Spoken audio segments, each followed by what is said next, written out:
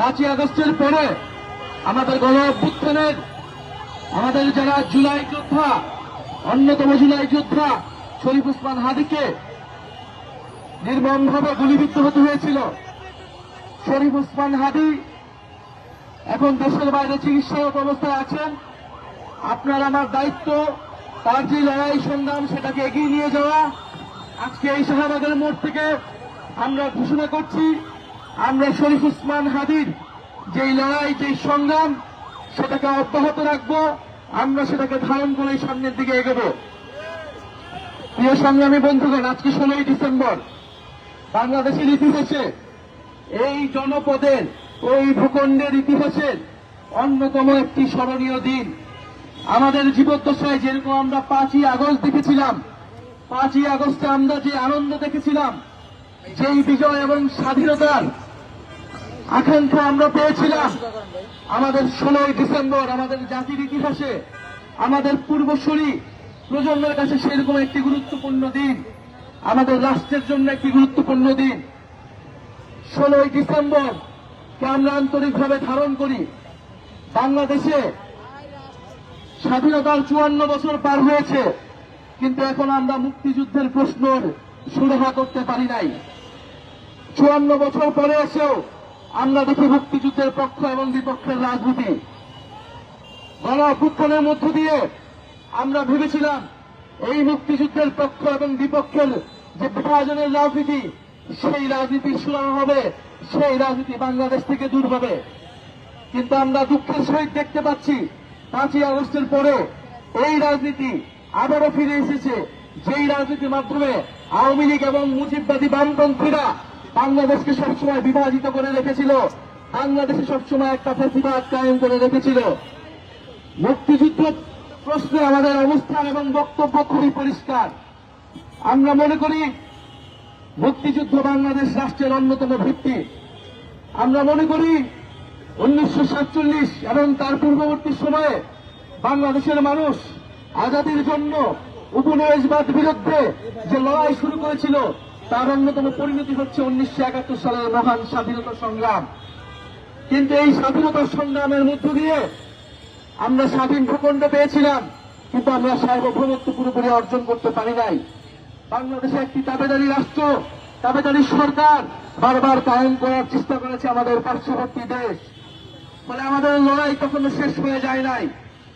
কিন্তু মুক্তিযুদ্ধের আকাঙ্ক্ষা আমরা ধারণ করি, কিন্তু মুক্তিযুদ্ধের কোন আকাঙ্ক্ষা?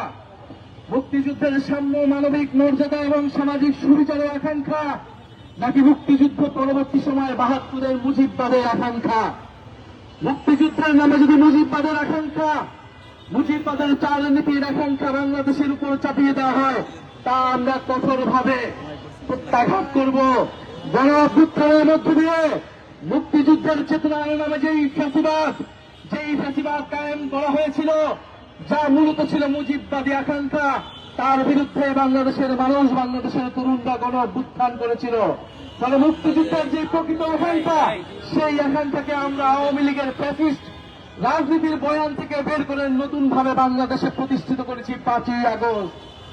প্রিয় বাংলাদেশের জনগণ, আমরা দেখতে পাচ্ছি ভোটের রাজনীতিতে, জাতীয় রাজনীতিতে ধর্মের নামে ভোট চাওয়া হচ্ছে। বাংলাদেশ 90% মুসলমানের দেশ।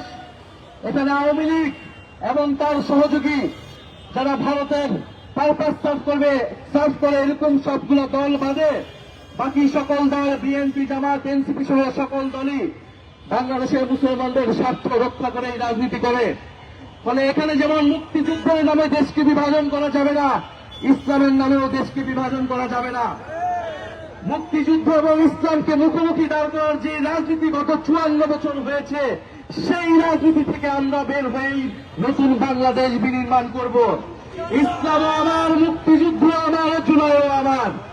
এগুলো একে অপরের অবিচ্ছেদ্য অংশ। যারা এগুলোকে বিভক্ত করতে চায়, তারা এই ফ্যাসিবাদ কায়েম করতে চায়, তারা এই জাতিকে বিভক্ত করতে চায়। ফলে আজকে 16ই ডিসেম্বরে আমাদের যেই সংকল্প, যে 1947 সালের আজাদীর লড়াই, 71-এর মহান মুক্তিযুদ্ধ এবং 24-এর জুলাই বিপ্লব, সেই বিপ্লবের এই 3টি লড়াইয়ের আকাঙ্ক্ষা ছিল সাম্য, মানবিক মর্যাদা এবং সামাজিক সুবিচার, বৈষম্যহীন একটি রাষ্ট্র এবং গণতান্ত্রিক একটি রাষ্ট্র কায়েম করা। বাংলাদেশে আমরা সেই লড়াই শুরু করেছি, আধিপত্যবাদ বিরোধী লড়াই আমরা শুরু করেছি। এই লড়াই আমাদের অব্যাহত থাকবে। আজকে 16 ডিসেম্বর আমরা আগ্রাসন বিরোধী যাত্রা করেছি। 1971 সালের 1972 সালের 16 ডিসেম্বর আগ্রাসন বিরোধী কর্মসূচি পালিত হয়েছিল। সেই লড়াই আমরা শুরু করেছিলাম 71 সালের মধ্যেই। মেজর জলিমরা সেই লড়াই শুরু করেছিল, ভাষালীরা সেই লড়াই শুরু করেছিল। আমরা সেই লড়াইকে ধারণ করি। আজকে আমরা আমাদের জাতীয় 5 নেতার ছবিকে জাতির সামনে রেখেছি। আমরা মনে করি বাংলাদেশের এই স্থাপিতরা যে আকাঙ্ক্ষা নিয়ে রাজনীতি করেছিলেন, জাতীয় নাগরিক পার্টি সেই আকাঙ্ক্ষাকে ধারণ করে এগিয়ে নিয়ে যাবেন। প্রিয় সংগ্রামী উপস্থিতি, এই মুহূর্তে আমাদের করণীয় কর্তব্য ঠিক করতে হবে। শরীফ ওসমান হাদির গুলিবিদ্ধ হওয়ার পর এটাকে খুবই সহজভাবে দেখার বিষয় নাই। এটা গণ অভ্যুত্থানকে আক্রান্ত করা হয়েছে, বাংলাদেশকে আক্রান্ত করা হয়েছে। এই মুহূর্তে আমাদের কর্তব্য হচ্ছে দুইটি। প্রথমত, আমাদের নিজেদের নিরাপত্তা নিজেদেরকেই নিতে হবে। জনগণ বাদে আমাদের আর কোন নিরাপত্তা বাহিনী নাই। পুলিশ প্রশাসন যদি ব্যর্থ হয়, আমরা আমাদের পাল্টা আঘাত চালিয়ে যাব। কিন্তু আমরা এখনো সরকারের উপর আস্থা রাখতে চাই। আমরা চাই আইনের শাসন প্রতিষ্ঠা হোক। অতি দ্রুত সময়ের মধ্যেই শরীফ ওসমান হাদির খুনিদেরকে খুঁজে গ্রেফতার করা হোক। জনগণের কাছে আমাদের আহ্বান, আপনারা প্রত্যেকটা গ্রামে, প্রত্যেকটা মহল্লায়, পাড়ায় আধিপত্যবাদ বিরোধী, সন্ত্রাস চাঁদাবাজ বিরোধী কমিটি গঠন করুন। নিজেরা ঐক্যবদ্ধ থাকুন। জুলাই অভ্যুত্থানে কোন পুলিশ প্রশাসন ছিল না, কিন্তু আপনারা আমরা মিলেই নিরাপত্তা বেষ্টনী তৈরি করেছিলাম। আমার দেশের হিন্দুদের আমরাই রক্ষা করেছি, আমার দেশের মুসলমানদের আমরা রক্ষা করেছি, আমার দেশের শিশুদেরকে, তরুণদেরকে আমরা রক্ষা করেছি। ইনশাল্লাহ বাংলাদেশকে যারা আঘাত করতে চায়, যারা আমাদেরকে ভয় ভীতি দেখাতে চায়, তাদেরকে আমরা আমাদের নিজেদের ঐক্যের শক্তি দিয়ে প্রতিহত করব। আমাদের দ্বিতীয় কর্তব্য হচ্ছে নির্বাচনের সুষ্ঠু পরিবেশ এবং পরিস্থিতি তৈরি করা। বাংলাদেশে নির্বাচন বানচালের প্রচেষ্টা চালানো হচ্ছে। আমরা সুষ্ঠু নির্বাচনের মাধ্যমে গণতান্ত্রিক উত্তরণ চাই, সংস্কারের জোয়ার আনতে চাই বাংলাদেশে। ফলে যারা জাতীয় নাগরিক পার্টির মনোনয়ন পেয়েছেন এবং অতি দ্রুত সময়ের মধ্যে আমরা বাকি আসনগুলোতেও মনোনয়ন দিয়ে দিব, আমরা আগামীকাল থেকে মাঠে নামব। শরীফ ওসমান হাদির আকাঙ্ক্ষা এবং চেতনাকে ধারণ করে আমরা জনগণের কাছে যাব। সংস্কারের পক্ষে আমরা আমাদের যে নতুন বাংলাদেশের আকাঙ্ক্ষা, সেই বাংলাদেশের আকাঙ্ক্ষা মানুষকে শোনাবো।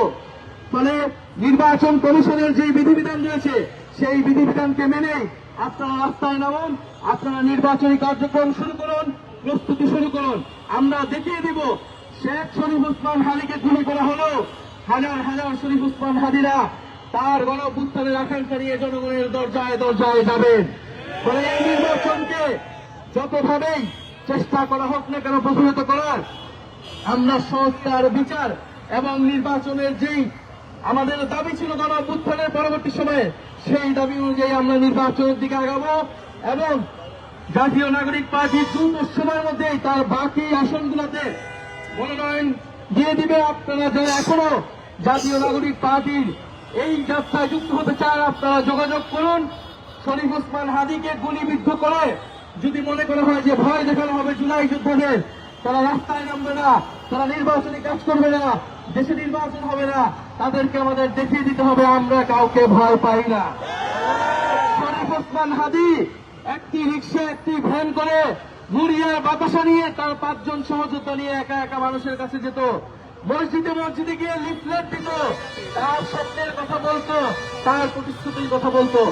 আমরা ঠিক এইভাবে আমরা 5 জন, 10 জন, 20 জন মানুষ নিয়ে, আমাদের লিফলেট নিয়ে, আমাদের প্রতিশ্রুতি নিয়ে আমরা মানুষের কাছে যাব এবং সামনের নির্বাচনে আমরা সংস্কারের পক্ষে, হ্যাঁ ভোটের পক্ষে আমরা জনমত তৈরি করে এই নির্বাচনের মাধ্যমে আমরা যে জুলাই সনদের আমরা যে অর্জন পেয়েছি, সেই অর্জনকে আমরা প্রতিষ্ঠা করব এবং আমাদের নতুন সংবিধান এবং গণতান্ত্রিক লড়াইয়ের এই লড়াইকে, এই দাবিকে আমরা এগিয়ে নিয়ে যাব।